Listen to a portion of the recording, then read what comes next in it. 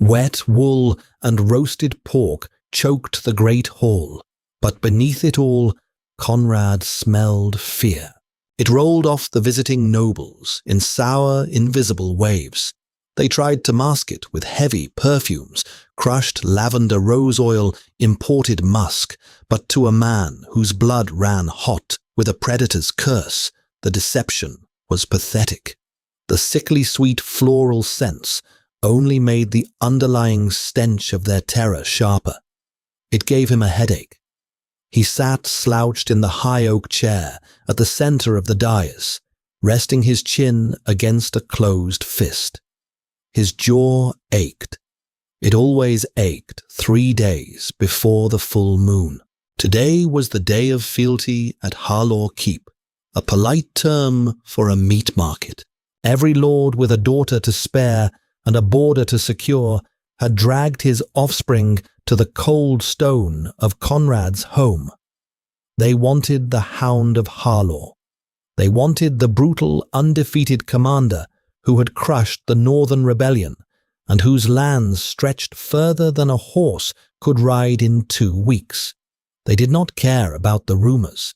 They did not care that his previous betrothed had fled into the snowy woods screaming, or that his servants refused to clean the lower cellars. They only saw the gold in his coffers and the terrifying weight of his army. Lady Beatrice of House Creaston stepped forward. She was draped in crimson velvet that looked heavy enough to suffocate her. 2 squires struggled behind her, dragging an iron-bound chest. They threw the lid open. Silver coins spilled over the lip, clattering against the damp flagstones. "My Lord Conrad," Beatrice said. Her voice trembled, just a fraction. She kept her eyes fixed on his boots. "My father offers 10,000 silver pieces the deeds to the copper mines of Oakhaven, and my hand in devotion." Conrad stared at the silver. It looked cold, useless. He shifted his weight, the heavy leather of his breeches creaking. His fingernails slightly thicker and sharper than a normal man's dug into the armrest. He didn't want copper. He didn't want devotion. He wanted to sleep for a week, and he wanted the constant scratching itch at the back of his mind to stop. "Put it with the others," Conrad rasped. His voice was gravel ruined by years of screaming on battlefields and howling in the dark. Beatrice flinched, curtsied stiffly, and retreated. The squires dragged the chest to a corner already piled high with silks jewels and rolled parchments mapping out vast estates. Women brought him power. Women brought him wealth. They smiled with perfectly painted lips while their hearts hammered like trapped rabbits in their chests. He could hear the rapid thump, thump, thump of their pulses echoing off the vaulted ceiling. It was deafening. He hated them. He hated himself for scaring them. "Next," his seneschal barked. The crowd parted. The clinking of armored boots and the rustle of fine silk gave way to a different sound. Scuffed, worn leather dragging against stone. Conrad opened his eyes fully. The headache receded, replaced by a sudden jarring spike of confusion. She was not a lady. She wore a dress of rough, undyed wool, stained dark at the hem with mud. A frayed woolen shawl was wrapped tightly around her shoulders. Her hair was the color of wet bark, tied back carelessly with a strip of rawhide. She had mud on her boots and a fresh red scratch across her cheekbone. More importantly, she smelled entirely different. Conrad inhaled slowly through his nose. Beneath the overwhelming stench of the hall's perfumed nobility, he caught her scent. Rainwater, damp earth, crushed pine needles, and something else. Something warm. Yeast, fermenting dough, wood smoke. She didn't stop at the respectful distance. She walked right up to the base of the dais, ignoring the horrified gasps of the lords and ladies around her. The guards crossed their halberds, the heavy wood clacking together to block her path, but Conrad raised 2 fingers. The guards stepped back. The woman reached into her woven basket. She didn't pull out a chest of gold or a map of conquered territories. She pulled out a round, heavy loaf of rye bread. She set it on the edge of his table.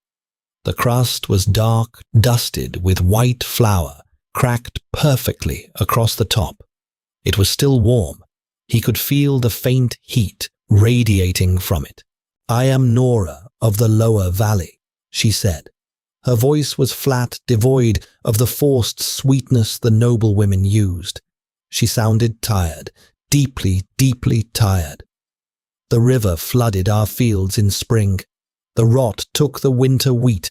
The tax collectors demanded 3 silver coins per household. I don't have 3 silver coins." She gestured to the loaf. "I baked this an hour ago. It is the last of my rye. It is all I have. Take it or hang me for the tax. I need to get back to my sister." Silence dropped over the hall like a lead weight. Conrad stared at the bread. Then he looked at Nora. Her eyes were grey, dull, and hard like river stones. She wasn't shaking. He listened for her heartbeat. It was steady, a slow, exhausted rhythm. She wasn't terrified of him. She was simply too battered by the world to care if he killed her. A strange, dark amusement bubbled up in his chest. A low rumble started in his throat, a sound more animal than human. Several lords took a panicked step backward. They thought he was growling. He wasn't. He was laughing. He reached out and picked up the loaf. It was heavy, dense. He didn't use a knife. He gripped it in both hands and broke it in half. The crust snapped with a sharp, satisfying crunch. A plume of steam rose from the soft, dark center, carrying the smell of salt ash and sour yeast straight into his face. The beast inside him, the restless clawing thing that usually demanded raw meat and violence, suddenly settled down. It quieted. Conrad took a bite.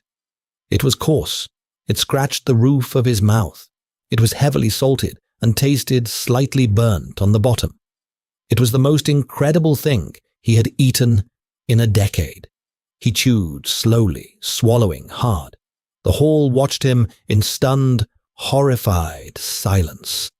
The fearsome Lord of Harlaw, sitting on his high seat, eating peasant bread with dirty hands. "The tax is paid," Conrad said, his mouth still half full. Nora blinked. For the first time, a flicker of surprise crossed her face. Just like that. Just like that. Conrad tore off another piece. "The rest of you," he gestured vaguely to the glittering crowd of nobles with the hand holding the crust. "Get out." The great hall emptied quickly. Outrage muttered beneath the nobles' breath, but no one dared argue with a man who could snap their spines with one hand. Within 10 minutes, the massive oak doors slammed shut, leaving only the dying fire in the hearth, the smell of damp wool, and the 2 of them. Nora turned to leave. "I didn't dismiss you," Conrad said. She stopped. Her shoulders slumped. She turned back around, her hands stuffed into the pockets of her apron. "The tax is paid, you said. I have goats to milk before sundown, Lord Conrad. And my sister has a fever. My physician will tend to your sister. My stable boy will milk your goats." Conrad didn't know why he was saying these things. He hadn't cared about a peasant's livestock in his entire life. But looking at her, watching the defiant tilt of her chin, he felt an agonizing need to keep her in the room. The silence in his head was intoxicating. When she was near, the wolf slept. "I don't need your charity," Nora said, her brow furrowing. "I paid what I owed. It's not charity, it's a purchase." Conrad stood up. He was a massive man, broad-shouldered and scarred. He walked down the steps of the dais. As he moved closer, he saw the tension rigid in her neck. She was brave, but she wasn't stupid. She knew exactly what he was capable of. He stopped a few feet away, invading her space just enough to smell the rainwater clinging to her hair. "You brought me a piece of bread," he said quietly. "It was just bread. No one brings me bread." He looked back at the table where the mountains of gold and silk sat ignored. "They bring me things they think a monster wants to hoard. Or they bring me things to buy my teeth for their wars. You brought me food." "I brought you food because you're a man who demanded a tax, and food is currency," Nora snapped, finally losing her patience. "Don't make it a poem, my lord. It was rye, water, and salt. I burned the bottom because my hearth has a draft. Can I go now?" Conrad stared at her. Her audacity was stunning. He could rip her throat out before she could even raise a hand to defend herself. The wolf twitched, opening one eye in the dark expanse of his mind. "Challenge," the beast whispered. Conrad shoved the beast back down. "No, you will stay and dine with me. I'm wearing mud on my boots and a dress that smells of goat. Good. It will mask the stench of Lady Beatrice's lavender." He turned his back on her, a profound display of trust or arrogance, and walked toward the private dining chambers. He didn't look back to see if she followed. He just listened to the scuff of her boots. There was a long pause, a heavy sigh, then the rhythmic thud, thud, thud of her footsteps trailing after him. The private chamber was smaller, warmer. A massive fireplace roared with pine logs. Conrad ordered the servants away with a sharp gesture. They left roasted pheasant, boiled root vegetables, and a jug of dark ale on the heavy wooden table. Conrad sat.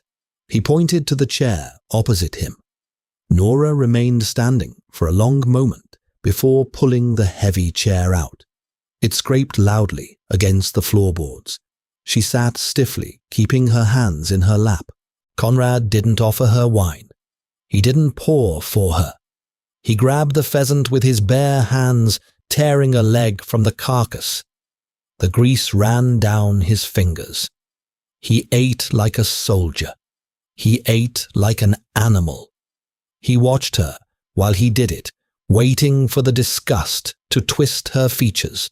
Nora didn't flinch. She watched him decimate the bird, her expression unreadable. Then she reached across the table, picked up a small paring knife, and carefully sliced a piece of boiled parsnip. She ate it in silence. "You aren't afraid of me," Conrad finally said, wiping grease from his chin with the back of his wrist. "I am terrified of you," Nora corrected him, chewing slowly. "You are the Lord of Harlaw. You execute men for poaching in your woods. You wiped out the entire vanguard of the Northern Rebellion in a single night." She paused, her grey eyes locking onto his.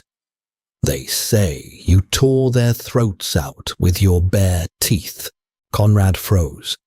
The fire crackled, spitting a glowing ember onto the stone hearth. He felt the familiar hot rush of blood to his face. The shame, the dark, thrilling pride of the beast. "And what do you say?" "I say dead is dead," Nora replied, taking a sip of the ale. She grimaced slightly at the bitter taste. "Whether it's by a sword, a rope, or teeth. But fear takes energy, Lord Conrad. I spent all morning hauling water from a half-frozen well and kneading dough with aching hands. I don't have the energy to tremble for you." He laughed again. It was a rusty sound, unfamiliar in his own ears. "You are a very strange woman, Nora of the Lower Valley, and you are a very messy eater." She pointed the paring knife at his chin. "You have grease on your beard." Conrad wiped his face again, feeling a strange flush of embarrassment. He, the Hound of Harlaw, embarrassed by a peasant woman with dirt on her face. They ate in silence for a while longer. The tension in the room didn't evaporate, but it changed shape. It went from the sharp, brittle tension of a predator and prey to the heavy, complicated tension of two exhausted people sharing a quiet room. "Why did you really keep me here?" Nora asked softly, staring into the fire. Conrad looked at his hands. His knuckles were thick, heavily scarred. He could feel the pressure building in his joints. The moon was swelling. Tomorrow night it would be full. The agony was already starting to whisper in his bones. "Because," Conrad said, his voice dropping to a low, raw whisper. "When you are in the room, it is quiet." Nora turned her head, studying his face. She didn't ask what it was. She simply watched the tight, pained lines around his eyes, the way his jaw clenched rhythmically. She recognized pain. She had seen enough of it in the harsh winters of the valley. "If I stay tonight," Nora said, her voice entirely practical, devoid of romance, "I need a warm bed, and someone must take word to my sister that I am alive." "Done," Conrad said instantly. He didn't sleep that night. He lay in his massive canopy bed, listening to the wind howl against the stone walls. Down the hall, he could hear the steady rhythmic beating of her heart. It was a metronome, a lifeline. For the first time in years, he didn't dream of blood. He dreamt of yeast salt and the rough crust of bread. The silence didn't last. It never did. By dusk the following evening, the fever set in. Conrad locked himself in the lower cellars. It was a damp, lightless space built for storing root vegetables and wine, but he had repurposed it into a cage. Thick iron rings were bolted to the granite walls. Chains lay coiled on the dirt floor, heavy enough to anchor a warship. He stripped off his tunic. His skin was already burning, flushed red and slick with sweat. He stumbled toward the far wall, his breath coming in short, ragged gasps. Every nerve in his body felt like it was coated in hot oil. He reached for the iron cuffs, sliding his wrists inside. The cold metal hissed against his unnatural body heat. He clicked the locks shut. The key he kicked away, sending it skittering into the darkness. Then he waited for the break. It started in his spine. A sharp, violent snap. Conrad threw his head back and screamed. It wasn't a human sound.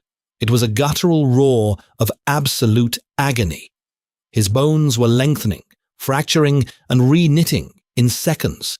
His jaw dislocated with a sickening pop, pushing forward into a heavy, elongated snout. Thick, wiry black hair burst from his pores, tearing through his skin like needles. The pain was blinding. He thrashed against the chains, the iron digging into his expanding wrists, cutting off the circulation. Blood dripped down his forearms, mingling with the sweat and dirt. The air filled with the heavy metallic stench of copper and raw musk.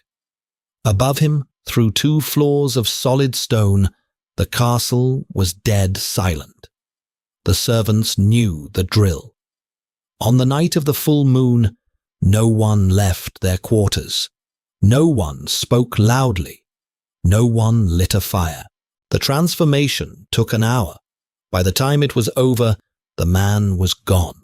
a massive, horrifying amalgamation of wolf and nightmare strained against the chains. It had yellow, completely vacant eyes. It didn't possess Conrad's cynicism, his weariness, or his burdens. It only possessed hunger and rage.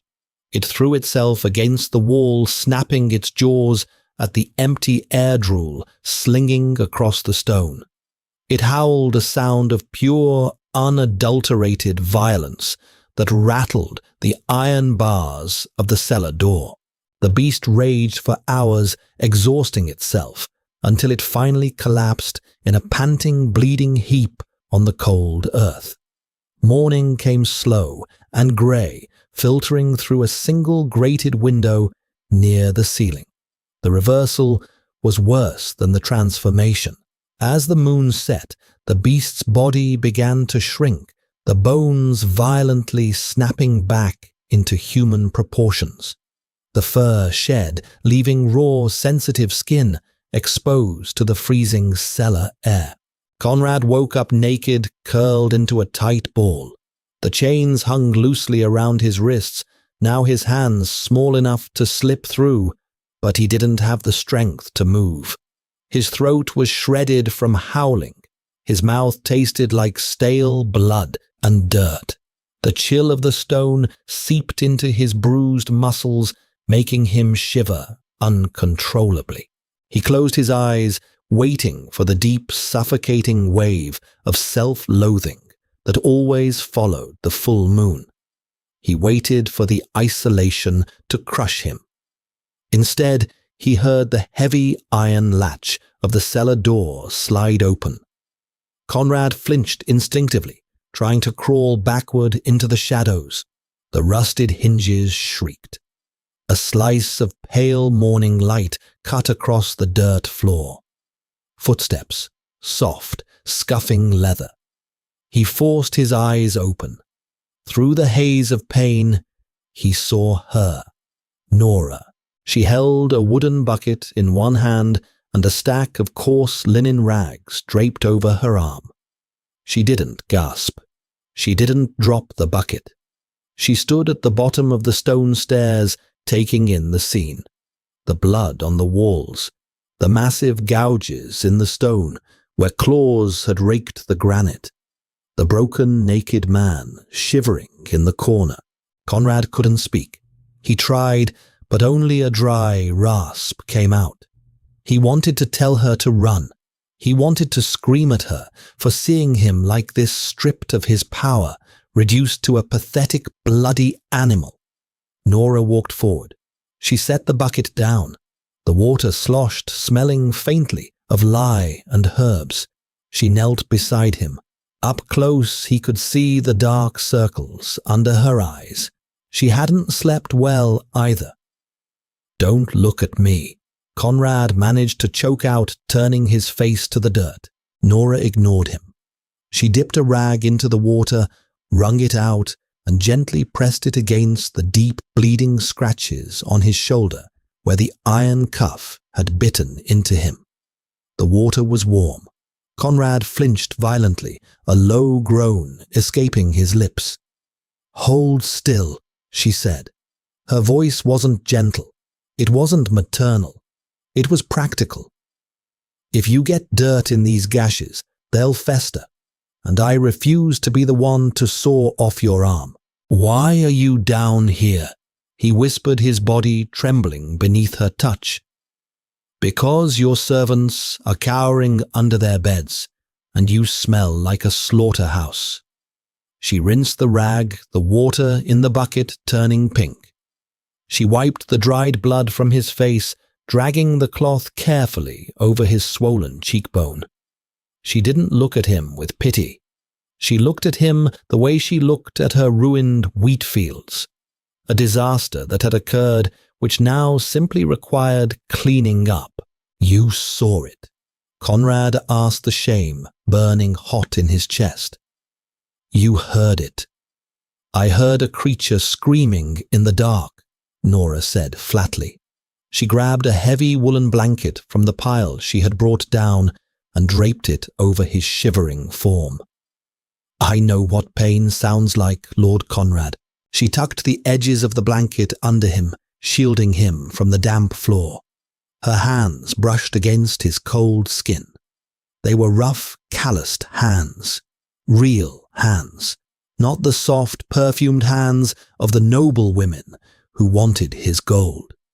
Conrad looked up at her, really looked at her.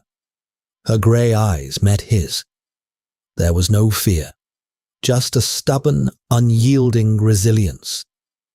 Every woman who comes to this keep tries to offer me the world, Conrad said, his voice breaking.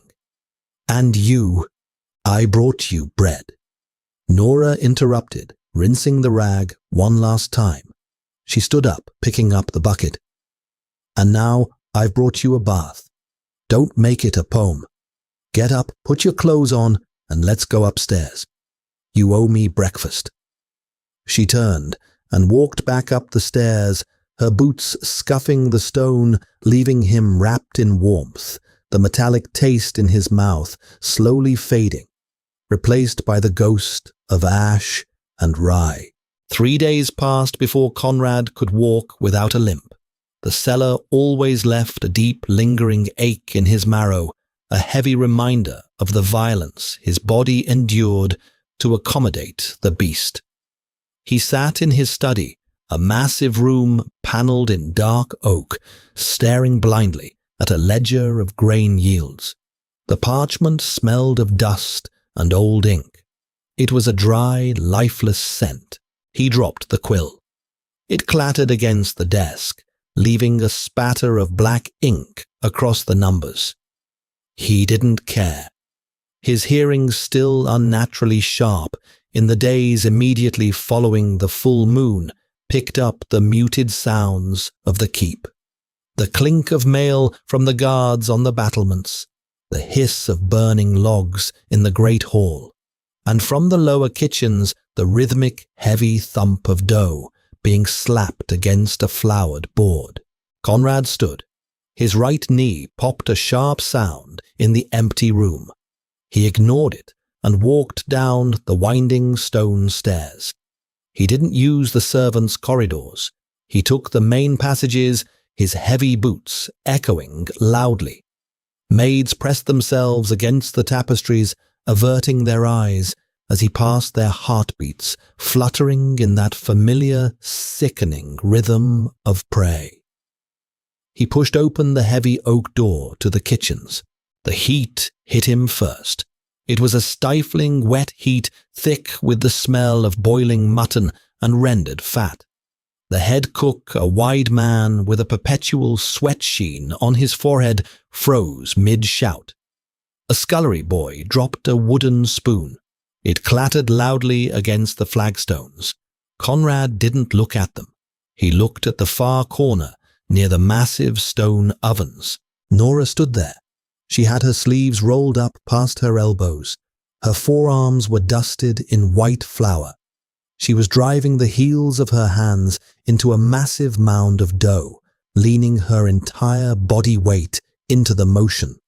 Push, fold, turn. She didn't look up when the room went silent. She just kept kneading. Conrad crossed the room. The kitchen staff practically melted into the walls to give him a wide berth. They have people to do that, Conrad said. His voice sounded too loud, too rough against the quiet backdrop of terrified servants. Nora paused, wiping a stray lock of hair from her forehead with the back of her wrist. She left a smudge of flour above her eyebrow. They oversalt the dough, she replied, her voice perfectly even. And they don't let it proof long enough. Your bread tastes like a brick. I am the Lord of Harlaw. If I want better bread, I will hang the cook and hire a new one. The head cook made a small strangled noise in the back of his throat. Nora finally looked at him. Her grey eyes were flat, unimpressed by the threat. That seems like a lot of effort when you could just let me bake. She turned back to the dough, punching it down with a satisfying thwack. Besides, my sister is still sleeping off her fever in the guest chambers. I needed something to do with my hands. If I sit in that velvet chair in your solar any longer, my skin will crawl right off my bones." Conrad watched her hands. They were raw at the knuckles, calloused and strong. They were not the hands of a lady. They were hands built for survival. He reached into his tunic and pulled out a small, heavy pouch made of crushed blue velvet. He dropped it onto the flowered board. It landed with a heavy metallic clinking sound. Gold. Nora stopped. She stared at the pouch. The flower on the board settled around the edges of the velvet. "For your sister's recovery," Conrad said stiffly. He hated the way his voice sounded. Clumsy, inept. He was a warlord. He commanded thousands. Yet standing in front of this flower-dusted woman, he felt like a clumsy boy offering a shiny rock. To buy her proper wool, or whatever it is women need. Nora slowly wiped her hands on her apron. She reached out and pinched the velvet pouch between her thumb and forefinger. She didn't open it. She just lifted it, feeling the weight. "Gold," she said quietly. "Yes." She dropped it back onto the board. "Take it back." Conrad frowned, a low, dangerous rumble starting in his chest before he could stop it. The beast didn't like rejection. "It is a gift. You do not refuse a gift from your lord." "I do, when the gift is useless." Nora snapped, her patience finally cracking. She stepped closer to him, invading his space just as he so often invaded hers. The smell of yeast and warm skin hit his senses instantly, quieting the low growl in his chest. "What am I supposed to do with gold coins?" "Conrad, I live in a valley where the nearest merchant is a 3-day walk. I can't eat gold. I can't burn it for warmth. If I try to spend it, they will accuse me of stealing it from you and cut off my hand. Keep your metal." She pushed past him, grabbing a damp cloth to wipe down a baking sheet. Conrad stood frozen. A bizarre cocktail of anger and profound confusion swirled in his gut. Every woman he had ever met wanted gold. They bartered their bodies, their futures, and their children for it.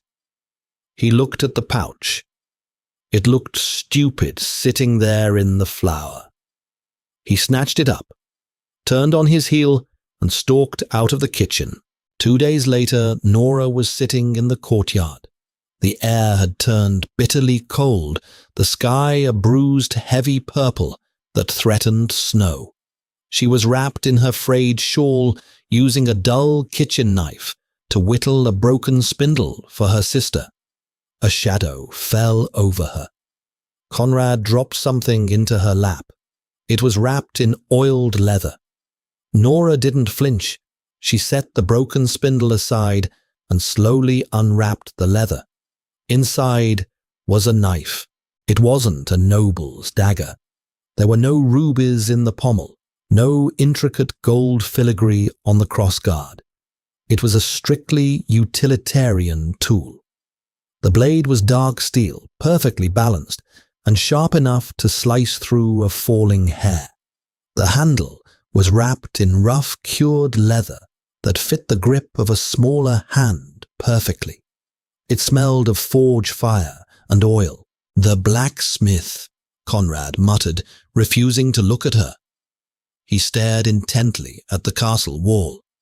"He owed me a favor.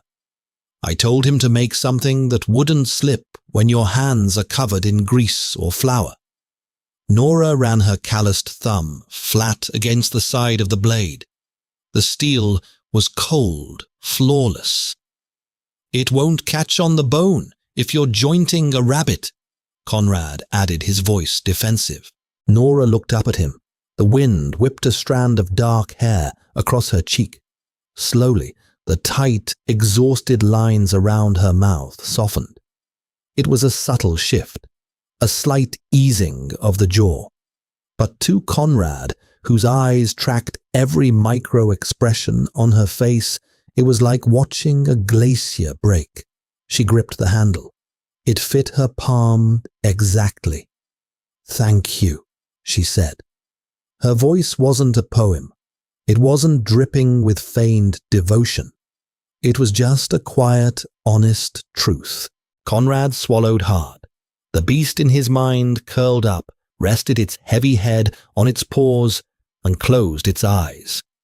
"Don't dull the blade on firewood," he grunted, turning away before she could see the sudden, terrifying flush of warmth climbing his neck. Winter slammed into Harlaw Keep without warning. The first frost didn't creep in. It shattered the morning dew, turning the courtyard into a sheet of iron-hard mud and ice. Inside the great hall was suffocatingly warm, filled with the smoke of 3 massive hearths. Conrad sat at the high table, listening to a minor lord complain about a property dispute. The lord wore a heavy cloak trimmed in fox fur that smelled faintly of mothballs and wet dog. Conrad's head throbbed. He pinched the bridge of his nose, trying to block out the high-pitched whine of the man's voice. He waited for the scent of yeast. He waited for the quiet. He scanned the hall. The servants moved like shadows, clearing platters and pouring wine. But the grey wool dress, the hurried practical footsteps, they were missing. "Enough," Conrad barked, cutting the lord off mid-sentence. The man snapped his mouth shut, his eyes widening in terror. Conrad stood up, ignoring the gasps of the courtiers, and strode out of the hall. He went straight to the guest chambers in the east wing. He pushed the heavy oak door open without knocking. The room was empty. The bed was made, the heavy furs pulled tight. The fireplace was cold, the ashes swept clean. Conrad stepped inside. He inhaled sharply. The room smelled of lavender soap and old dust. There was no trace of rainwater, no wood smoke. Panic, sudden and violent, clamped down on his lungs.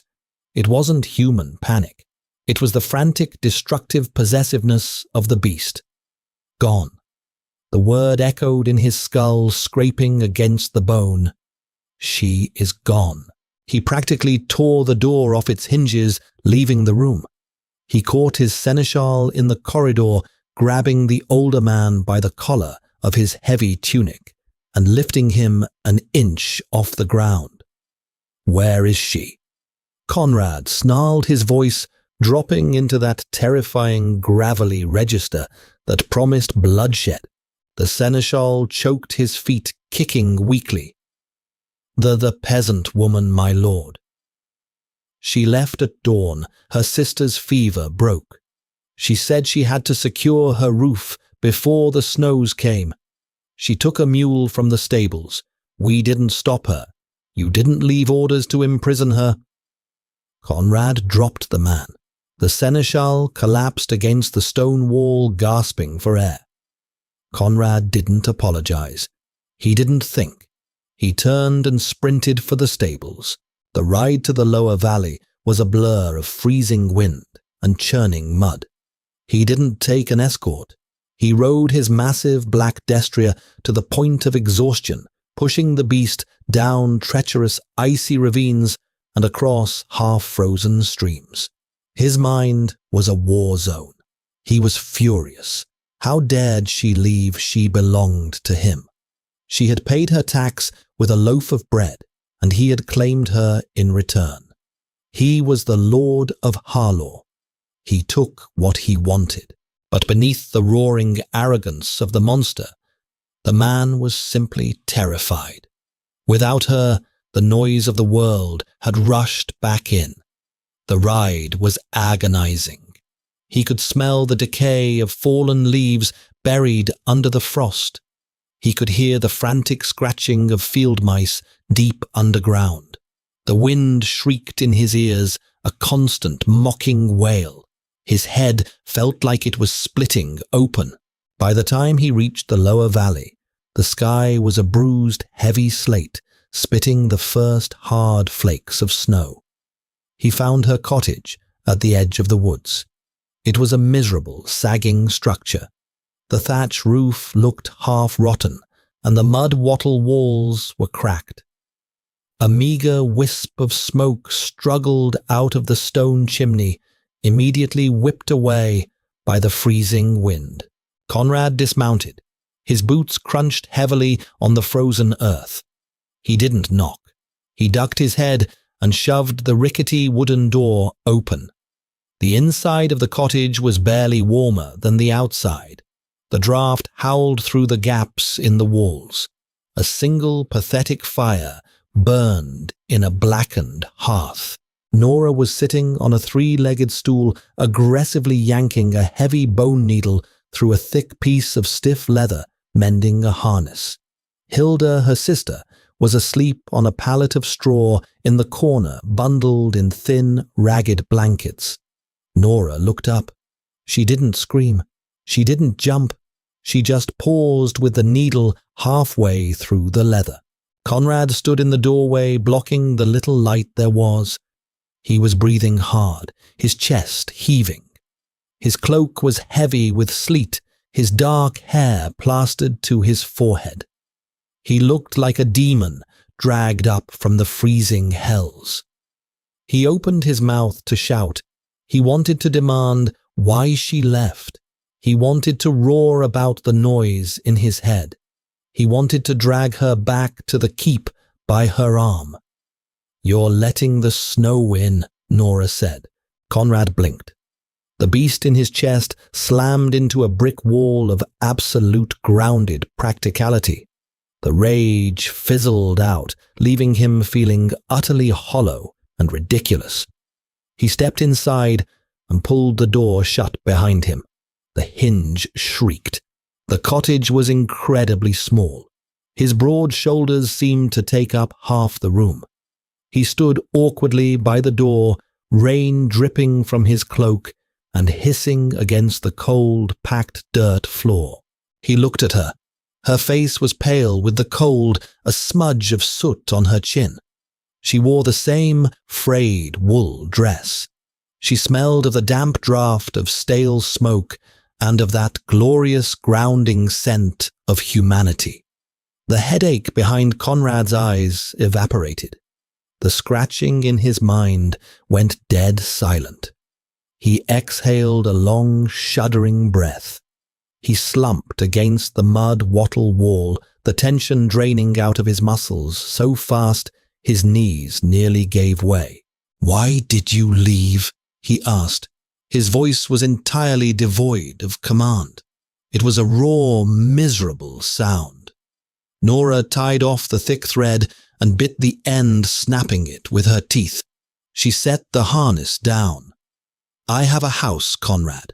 I have a sister who needed to sleep in her own bed, and I have a roof that will cave in if I don't patch the thatch before the blizzard hits.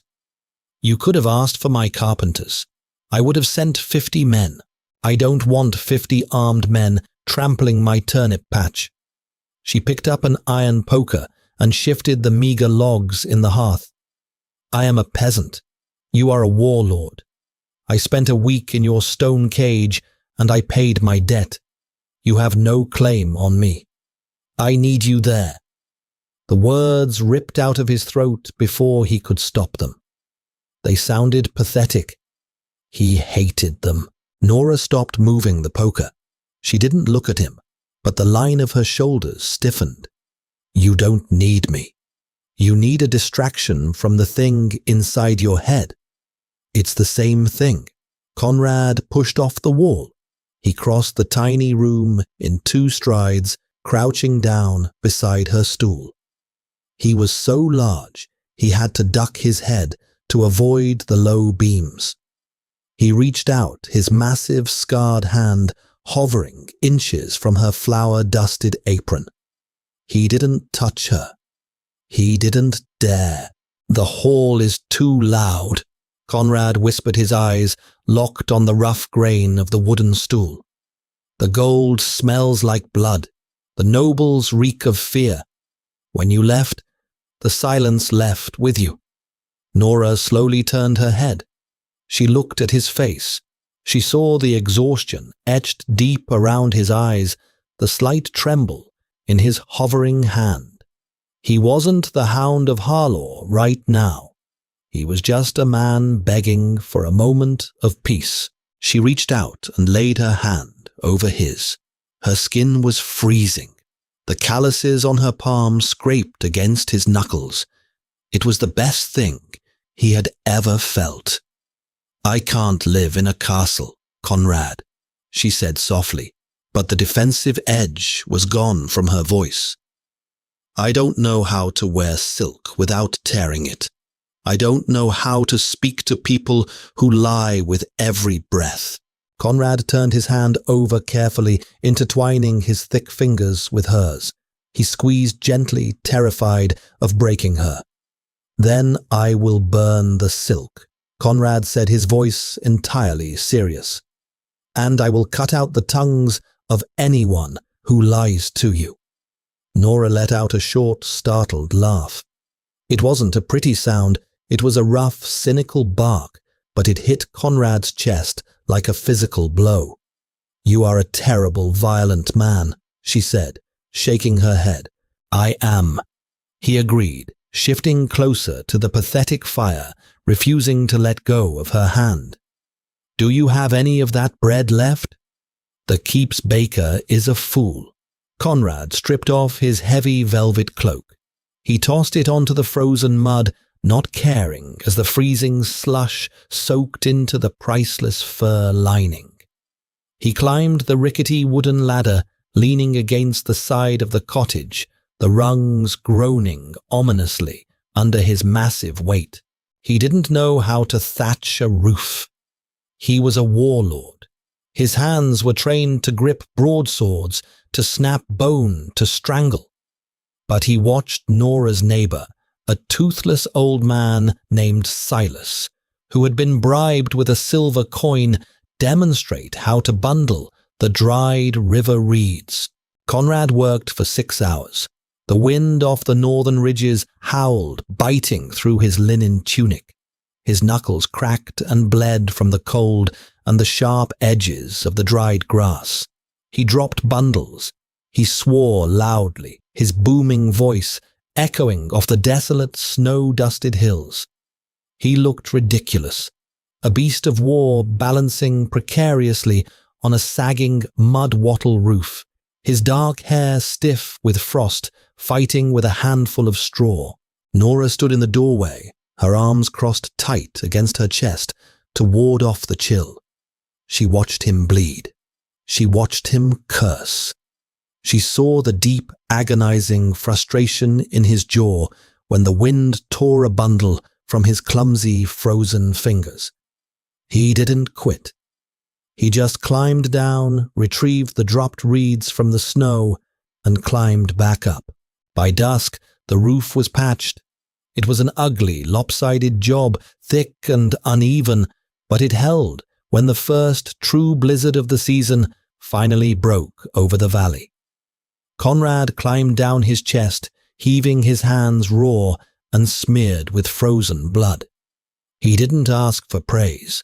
He walked past her straight to the water barrel and plunged his bleeding hands into the icy water to clean them. He hissed sharply through his teeth. Nora walked over. She didn't offer a warm towel. She handed him a rough piece of homespun cloth.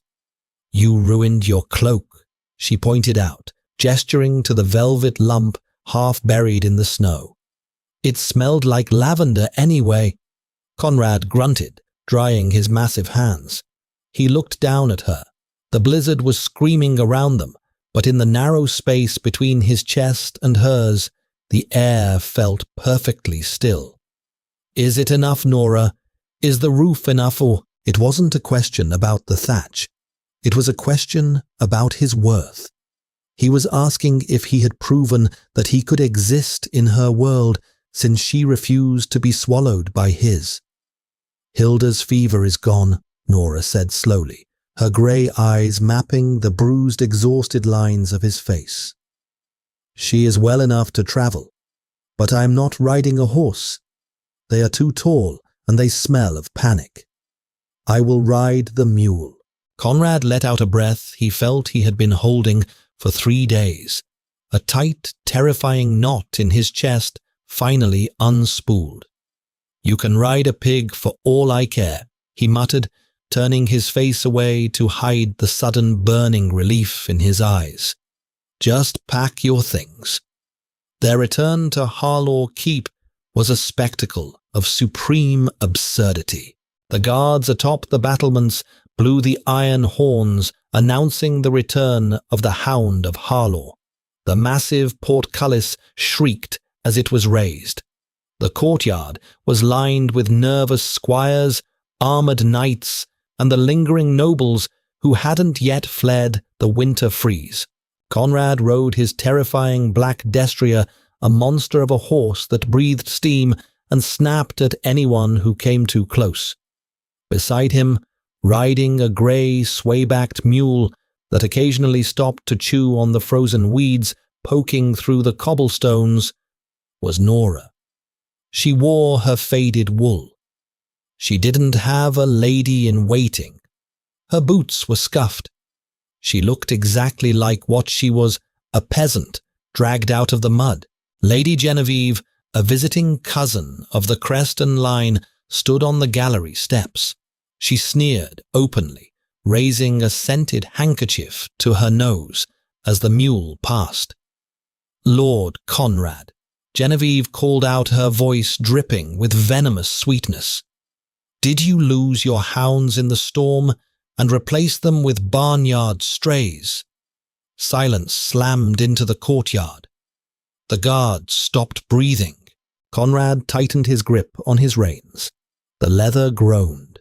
The beast beneath his skin flared instantly, a hot, blinding rush of violence demanding blood. He turned his head, his yellow-tinged eyes locking onto Genevieve. He prepared to order her stripped of her titles and thrown into the snow. But Nora didn't need a monster to fight her battles. She slid off the mule. She walked toward the gallery steps, reaching into the deep pocket of her apron. She pulled out the dark steel knife Conrad had given her. Genevieve took a panicked step backward, her guards reaching for their sword hilts. Nora didn't look at the guards. She walked past Genevieve straight to the heavy oak barrel where the morning catch from the ice fishing holes was kept. She reached into the freezing water, pulled out a massive, ugly pike, and slapped it onto the stone railing right next to Genevieve's silk-draped arm. With 3 swift, brutal motions, Nora gutted the fish. Blood viscera and grey scales splattered across the stone, a few drops catching the hem of Genevieve's pristine gown. The stench of raw fish hit the cold air instantly.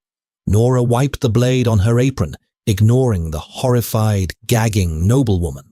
"The strays know how to feed themselves, my lady," Nora said flatly, turning her back on Genevieve. She looked up at Conrad, who was staring at her from atop his horse, utterly captivated. "Tell your cook I am taking over the south ovens. If he argues, I'll gut his fish next." She walked into the keep. Conrad threw his head back and laughed. It was a real laugh this time, deep, resonant, and booming off the stone walls.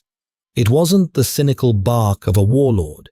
It was the sound of a man who had finally found something real in a world made of gold and lies. Winter locked the castle in ice, but inside the kitchens, it was always summer. Nora lived in the heat. She refused the velvet gowns Conrad bought her. She refused to sit at the high table with the visiting lords. Instead, she baked. She commanded the kitchen staff not with threats of execution, but with a terrifying, unyielding standard for dough. She smelled of flour, salt, and sweat, and every evening when the political maneuverings of the day were done, the terrifying Lord of Harlaw would abandon his councillors, descend into the kitchens, and sit on a flour-dusted stool in the corner. He didn't speak much. He just sat there, watching her hands work, letting the smell of the yeast quiet the constant violent roaring in his mind. But the moon did not care about bread. The moon only cared about the toll. On the night of the winter solstice, the sky was crystal clear, and the moon was a perfect, blindingly white circle hanging over the mountains. The ache started early. By mid-afternoon, Conrad was sweating through his tunic. His bones felt like they were filled with crushed glass. He retreated to his solar, snapping violently at anyone who approached. When dusk fell, he didn't say goodbye to Nora. He couldn't. The shame was already choking him. He went down to the cellar, locked the heavy iron door, and shackled his wrists to the granite wall. He waited for the agony. It hit him like a war hammer. He fell to his knees, screaming, as his spine arched backward, the vertebrae popping audibly. Thick, wiry hair erupted from his forearms. His jaw cracked, pushing outward, his teeth sharpening into razors against his tongue. The metallic tang of his own blood filled his mouth. He thrashed against the iron chains, the cold metal biting deep into his expanding wrists. The beast was clawing its way up his throat, demanding control. It was hungry. It was furious at the chains. It wanted to tear the stone apart. Then the rusted hinges of the cellar door shrieked. Through the haze of blinding pain and the red, creeping darkness of the transformation, Conrad heard footsteps. Not the morning after. During. "Get out!" Conrad tried to roar, but it came out as a horrific, guttural snarl, halfway between a human voice and a wolf's bark. "Run!" Nora stepped into the dim light of the cellar. She didn't run. She carried a single flickering lantern and a round, heavy loaf of dark rye bread. She walked slowly, carefully. She stopped just out of reach of the chains. Conrad collapsed onto his hands and knees. The transformation was peaking. His human mind was fracturing, sliding into the dark, primal abyss of the beast. He looked up at her. His eyes were no longer dark and cynical. They were a vivid, terrifying yellow, devoid of anything resembling humanity. The beast let out a deafening, bone-rattling howl. It lunged at her. The heavy iron chains snapped tight with a sickening crack. The beast was jerked backward, choking on the iron collar around its neck, thrashing wildly, snapping its massive, blood-slicked jaws at the empty air between them. Drool splattered the dirt. The stench of wet fur musk and copper flooded the cellar. Nora's hands shook. She was terrified. Her heart was hammering against her ribs like a trapped bird. The beast heard it. It fixed its yellow eyes on her, recognizing prey. It lowered its head, letting out a low, continuous growl that vibrated in the soles of Nora's boots. She didn't back away.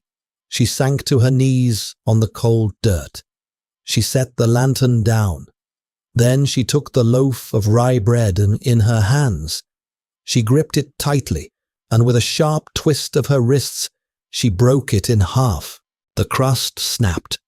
It was a loud, sharp sound in the echoing cellar. A plume of steam rose from the torn center of the bread. The heavy, warm, incredibly human smell of roasted grain salt and fermenting yeast drifted across the damp, freezing air. It cut straight through the stench of blood and musk. The beast stopped thrashing. Its ears twitched. The massive, terrifying wolf head turned slightly, the yellow eyes blinking in confusion. Its nostrils flared, pulling in the scent of the steam. Nora stayed perfectly still. "I baked it an hour ago," she whispered, her voice trembling but refusing to break. It's a little burnt on the bottom. The draught in your south oven is worse than my old cottage. The beast let out a soft, confused whine. The frantic killing instinct in its eyes flickered. It smelled the yeast. It smelled the salt. And beneath that, it smelled her. The rainwater, the stubbornness, the quiet. It didn't lunge again. Slowly, the massive creature lowered its body to the dirt floor. It crawled forward, the chains scraping heavily against the stone until its terrifying blood-stained snout was just inches from Nora's knees. Nora held her breath. She reached out with a trembling hand, holding a piece of the warm bread. The beast sniffed it. Then, with a gentleness that entirely contradicted its monstrous form, it opened its jaws and took the bread from her fingers. It didn't bite her. It chewed the rough crust slowly, its heavy head resting on the cold earth right at the tip of her scuffed leather boots. Nora exhaled a long, shaky breath. She slowly reached out and laid her hand on the thick, wiry fur of the beast's forehead. It was burning hot. The beast closed its yellow eyes, leaning its massive weight into her touch, letting out a deep rumbling sigh that sounded entirely like an exhausted man. She didn't magically cure him. The curse remained. He was still a monster chained to a wall in the dark, bleeding and broken by the moon. But as Nora sat with him in the freezing cellar, feeding him torn pieces of rye bread until the sun finally broke the horizon, they both knew the truth. He didn't need a queen to bring him gold and power. He didn't need a warrior to fight beside him. He just needed a piece of bread and the woman brave enough to stay in the dark while he ate it. Did this gritty, grounded tale of survival, rye bread, and a monster's salvation keep you on the edge of your seat? If you loved this dark medieval romance, hit that like button and share it with a friend. Don't forget to subscribe and ring the bell for more intense, sensory-rich stories. Drop a comment below. Would you have stayed in the cellar? See you in the next video.